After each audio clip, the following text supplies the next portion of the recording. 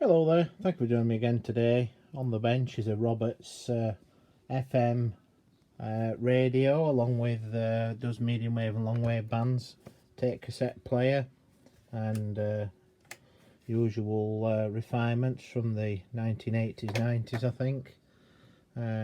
This one's one that I listened to in the workshop, and it's got a fault on it, which is a CRACKLE this is about changing culture, volume potentiometer. Changing culture or what Matt said is this stuff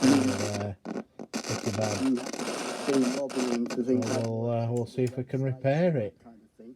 But this is more fundamental, isn't it? Absolutely. Let's see a legislative framework that actually delivers a more accessible for everyone.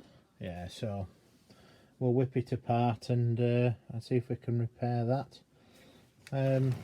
It's battery powered as well. I've got some batteries in the back. Just straightforward to get in these screws and then see if we can get to the volume pot. I probably don't have a volume pot to replace it with, but quite an old radio. I've probably got a volume pot somewhere, but the problem is finding it and all the boxes of stuff. So chances are we'll probably just clean the volume pot potentiometer with a some circuit cleaner, some switch lubricant cleaner that I've got, and nice little radio. You know, really nice little radio. But these, but fundamentally here, why be willing? Bands a better legislation. We want to help make one. I think the cassette works as well. That to share examples of good and bad practice, but also to hold people to account. If systems are not accessible, then frankly we need to use that as a basis for a complaint. I haven't tried any tapes in it, but seems to work. So we'll just get into it and see if we can actually repair it. Right, so we've got it apart now. We've got to take the volume control knobs off and tone control in order to allow the front case to come off. And the board we need to get to, which supports the volume tone controls, is underneath here. So it's like we're going to have to remove this board to gain access to it, so that's what we'll do now. Okay, turned out to be another nightmare scenario. Just thought I'd remove these two screws and then this board had come away to reveal the potentiometers, but not so. As usual with most consumer electronics, it's a nightmare because you've got to take out, there's two screws down here, another screw there, another screw there. It looks like as if, from what I can see, this plastic housing which holds this potentiometers here has also got some screws just down there that go between the PCB. You can probably just see the head of one down there. A real pain in the arse again. Design, you know, I don't know who it is who designs this garbage, but for me, you know, they ought to be forced to repair them after they've designed them, because it looks like as if I'm going to have to strip down the whole radio just to get to the potentiometers. Now, even if I slack these nuts off here, you think that would release this after you've undone all the screws. Not so, because the actual potentiometers are soldered to the motherboard anyway, which is under here. And again, crap design, absolute crap design. They just squash everything in and have 1,000 screws. I mean, I've screws all over the place here. Thousands of screws out already just to get down to that, and I still can't get in the bloody thing. You know, so this is why people don't bother repairing stuff anymore, because they get it apart, they just think, oh, sod that. Just put case back on and make do with it. You know, again, not made, not designed to be repaired. Again, another classic example. I mean, Roberts do make good radios, but they over-engineer everything to Roberts radios. It's a common theme, this, with Roberts radios, I've found. You take a Panasonic radio apart or a Sony radio apart, you can generally get into things quite easily. You take a Roberts radio apart, and it's like an Irish riddle. You know, you've got to really work your way through it and take it all apart. Everything has to come out in order just to get to something like a potentiometer. So if you've got a Roberts radio, then you're going to need all the luck in the world in order to be able to get down to these, because it's encased in plastic here. it's screwed to the motherboard, which means you've got to get all the other screws out to get the motherboard lifted, to take the screws off that hold this in from underneath. There's screws above, screws round here. There's all screws everywhere. There must be more screws in this. Whoever designed this radio must have had some kind of backhander with a company who supplies screws, because it's just littered everywhere with screws. Screws here, screws there. And I'm probably not even going to remember where they all go, actually, when I put them all back, because that many screws, I've probably forgotten where they all came from. But there's screws here, there's screws there, there's screws that hold this plastic thing on here, this damn thing that I thought might be able to get into this. Tell you, get one of these. I admire anybody who can fix these on a regular basis. But yeah, we'll see if we can get into it anyway. But I don't like disturbing stuff that I don't need to disturb. That should be removable without having to take all the rest of it out. No reason why they've designed that like that. Obviously, whoever's designed it has never repaired a radio. So that's all I've got to say on it. Let's see if we can get in now. I've had a good rant. Right, we managed to lever this up. It's this panel down here. Just faffing about just to try and get this up. And there the screws there, you see, that I need to get to.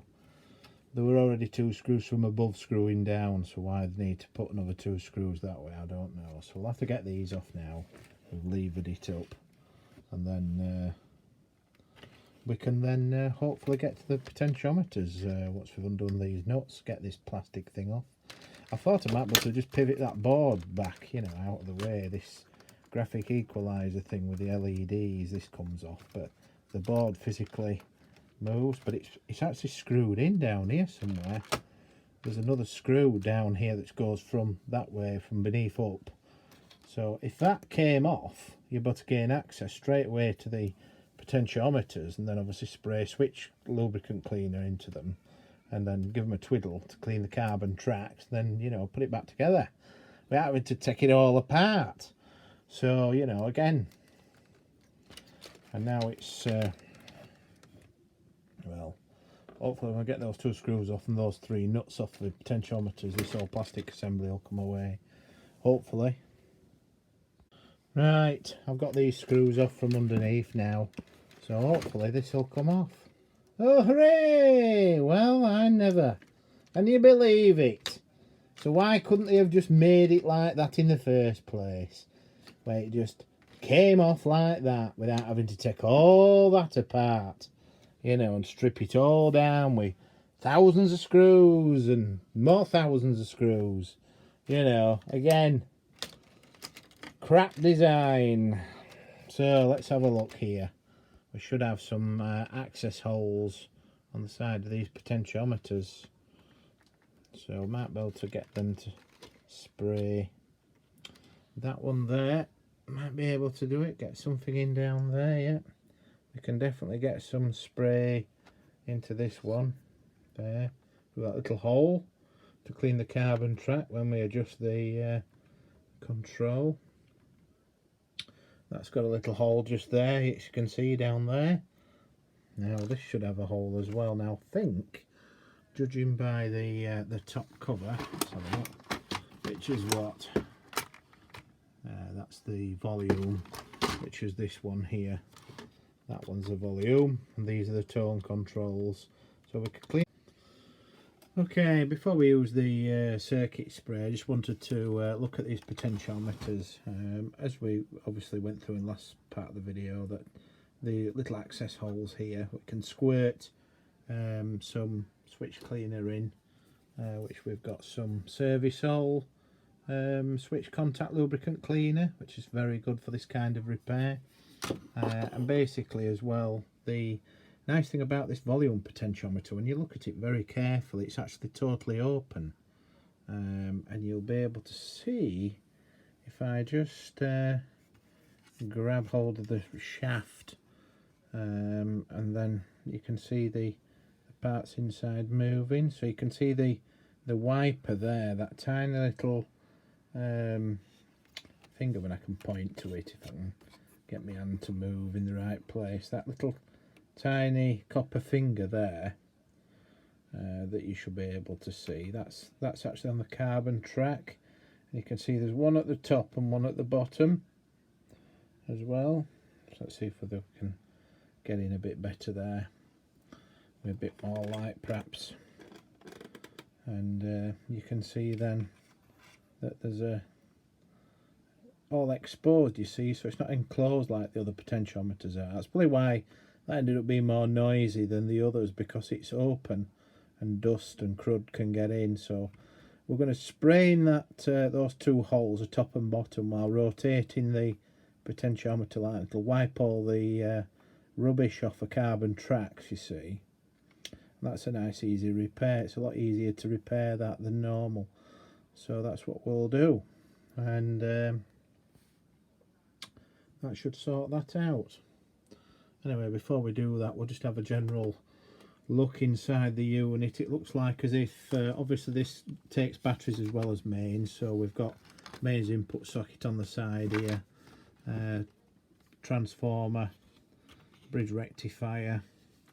This looks like as if the AF power amplifier IC with the look of it, which is a LA4 whatever it is, 4126 is it? So that looks like the AF power amplifier. Bit of how you're doing here with some of these resistors and things that are tagged on and various bits. Looks like this is probably the main reservoir smoothing capacitor, along with these electrolytics from the output of the bridge rectifier, which is here, to convert from AC to DC naturally. We've got a few bodge resistors with the look of it that are sandwiched in all over the place. And then of course we have generally the audio socket layout on the side. These look a bit dirty for connecting audio in and out, line in, line out, etc. DIN as well. There's a DIN socket on this carrier here. This is the equalizer board, the graphic equalizer PCB that takes the audio component. For some reason there's a fuse on the graphic equalizer board, which I find strange, of all places to put a fuse.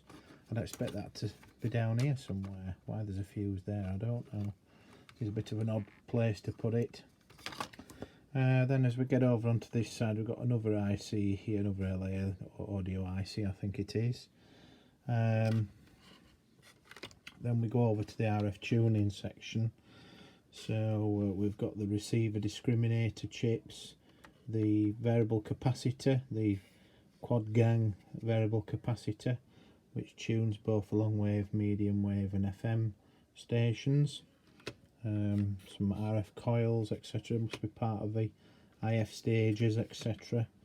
A microphone here for when it's doing its karaoke recording thing. And then underneath as well, we've got the traditional ferrite rod antenna and the tuning wheel, as you can see there, which tunes the capacitor when we turn the dial on the side.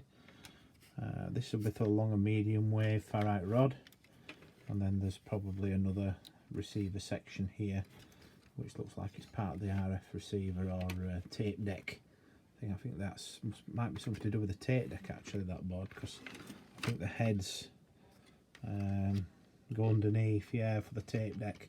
So the tape deck mechanism, we've obviously got the playback head, which is this one here, and the recording head, and the electric motor, which then obviously controls all the tape mechanism, and with all the gears and things behind. The belts look okay, and a counter for the tape. And then on the front we've got the traditional loudspeaker systems. Nothing fantastic on these, just general purpose loudspeakers, no tweeters or anything separate to the main drivers, just a wide frequency range dynamic speakers. And that's about it really. We've got some switches here for different modes, power on off, tape deck, things like that, but nothing much else really, just a load of bits and bobs. So yeah, that's about that. So we'll just squirt some circuit cleaner into that and just give it a twiddle. So do it in like multiple stages really. I sprayed some earlier before making this part of the video, but basically just get down there, and ideally you want somebody to turn the the knob at the same time as spraying as well. That helps clean stuff out, and then it just wipes off any dirt then that's on those potentiometer carbon tracks. And sometimes you can hear little crunchy sounds and things coming out of it as well as you turn it, if it's got bits of sandy deposits in, but that'll clean it off. And likewise the same with this potentiometer. Just check there's a hole on that side, which I don't know if there is. Let's have a look here. There is. We'll spray that side anyway, so just get the spray down there and that little straw just there, and then just give it a spray and then a turn at the same time. And what I normally do is I just give them 5 minutes after they've sprayed and turned, and then I do it again a couple of times, that's all. So because sometimes you can be a bit hasty, you can just give it a little spray and then whiz it back together again and put all the screws back, and then find out when you've put it all back together the volume pot's still noisy, or the tone, whatever, potentiometer's noisy. It's because you've not cleaned it enough. It depends how badly contaminated it is. So again, the same with this one. Now this one's a bit more difficult. It's always better if it come in from the top, because the liquid washes down then on the faces of the carbon tracks, whereas if you're spraying from the side, you need sort of more of it really, because of the fact that it's got to try and get it up here, this part of the pot, which is difficult. So you can either turn it upside down, so basically you've got the radio on its side and then spraying, and then do it that way so it washes about. But as long as it gets onto the wiper on the potentiometer, it'll tend to do its job just nicely. I mean, admittedly, these two controls were not really bad at all. They were very, not really making much noise at all. I just thought, while we're in, I may as well clean them. So that looks all nice and clean now. So, but I mean, this is obviously if you don't have a potentiometers, I mean, they always recommend replacing them when they get that like that anyway. But the thing is that cleaning them can be the only option sometimes. The other thing about it as well is that sometimes, no matter how much you clean them, you just can't restore them. You can take them apart if you unsolder them, and they do come apart, and then you can really get into the internals and clean them up, and then reassemble them and solder them back in again. People do that, but sometimes you do get irreparable damage where the carbon track themselves worn off, or it's been with the corrosive material, the track's been worn out. So there's no amount of cleaning will restore that. But generally speaking, 9 times out of 10 you can get away with just spraying some contact lubricant cleaner in there. You might be able to get away with it with a bit of WD-40, but it won't last, because it's not really a cleaner as such as WD-40. It's just a lubricant, so it won't clean any of the carbon deposits off the tracks. Unlike switch cleaner, this stuff's specially formulated to not only lubricate the surface but also clean it as well, and it's got special compounds and things that remove the dust and carbon deposits that build up and other contaminants. And this is available on eBay and Amazon and things like that. You can pick this up quite cheap. So it's always worth having something like that in your repair arsenal. So now we've done that, I think it's ready just to try and remember where all the screws went, and reassemble it and give it a test, see whether it works.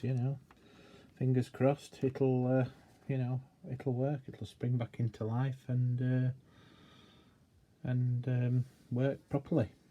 Back soon. Right, we've got it all back together now. Just got to be careful when you put the tape deck back together that all the wires routed away from the mechanisms that are underneath the tape deck. I've seen instances where, particularly if you're rushing things, you can put the tape deck unit back over what are cables that are running on the circuit board underneath, and if they're not tidied properly and kept restrained, then they'll get picked up by the mechanisms and chewed up. So that's all been taken care of. Everything's back, all the screws. I've no screws left, so it's always a good sign. So I must have put them all back in the right places, and everything's all back as it should be. We've cleaned things up here as well and ready to reassemble it. I've just cleaned the heads for the with some special cleaning agent for heads, for the playback head as well as the record head, and cleaned up the tape deck mechanism from any dust and things that were on it prior. So we're now ready to just put the front cover back on and with a handle and power it up, see if it works. Okay, we've got it all back together now. Moment of truth. We've got on the top here the stereo mono selection. We've got radio and tape and FM, long wave, medium wave, etc. And then the volume and tone control. So I've wound it down to minimum, roughly. Radio. Clarity on how much of the COVID testing infrastructure the UK government intends to retain. No clarity on how much investment will support it in future, and no on whether the Treasury will provide additional resources or demand funding is taken from elsewhere in the health budget. Good. Boris Johnson had suggested that the Scottish Government could continue free testing from its own budget. The Scottish Conservatives welcomed the move away from blanket legal restrictions and said they backed a system of personal responsibility. Then the tone. The trial has collapsed of 4 men accused of conspiracy to murder a young woman who was shot at a house. So, that's good.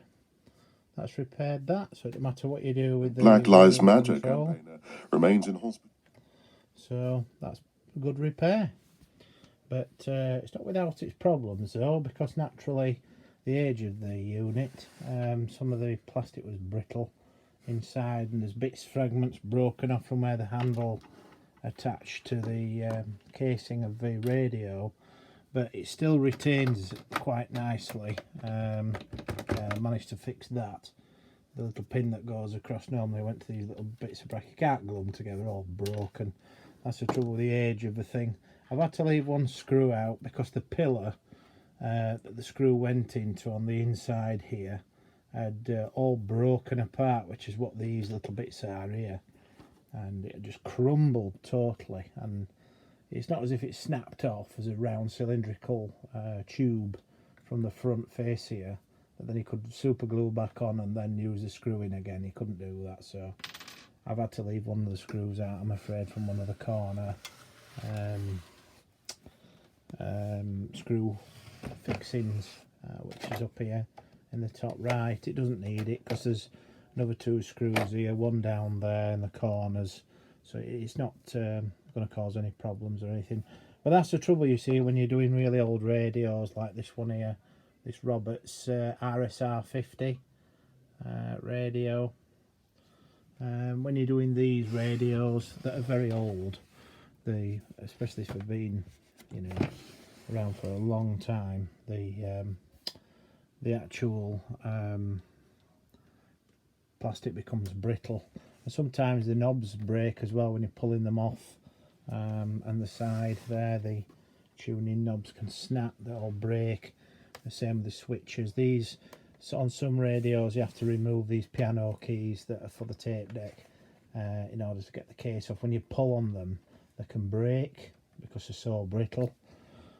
So some repairs are not worth doing really for too involved, because simply the damage you cause trying to get in the thing, you know, is can often outweigh the problem that you're suffering with it. But it's a nice. Had his sentence extended by 3 years, 10 months. 2 prisoners had their sentences increased by. So it's pretty good sound, no noise or anything. So it's been a successful repair. And a nice little radio, so I'll keep this and keep it going. So I think the tape deck still works. I'm going to put a tape in to try it, but when I press play and FF, I can feel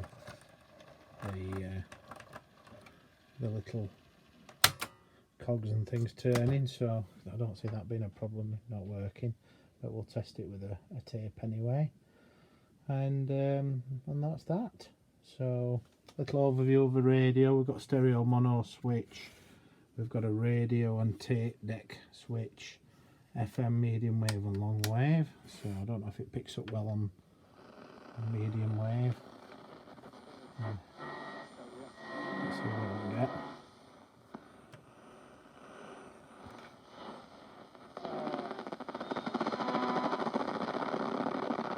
Might not pick much up in here because of the interference.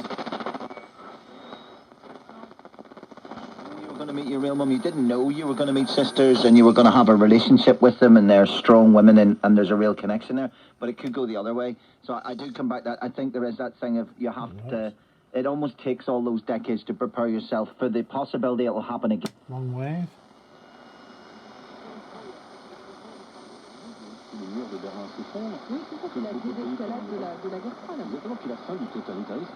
French station. Can't understand what they're saying.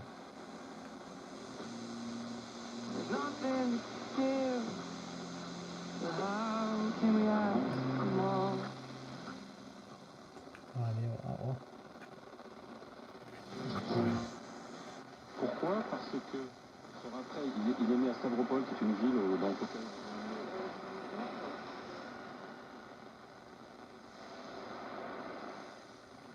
I'll watch on long wave, medium wave with a few stations.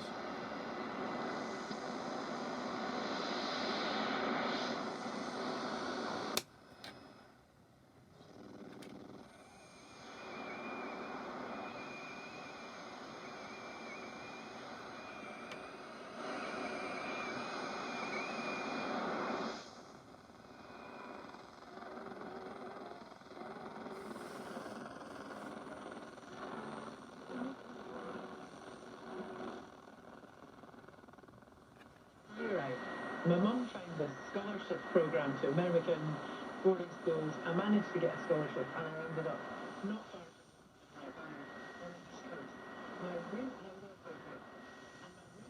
was from Vermont, and she says, you would totally fall in love with my mate Ethan, who lives in Vermont.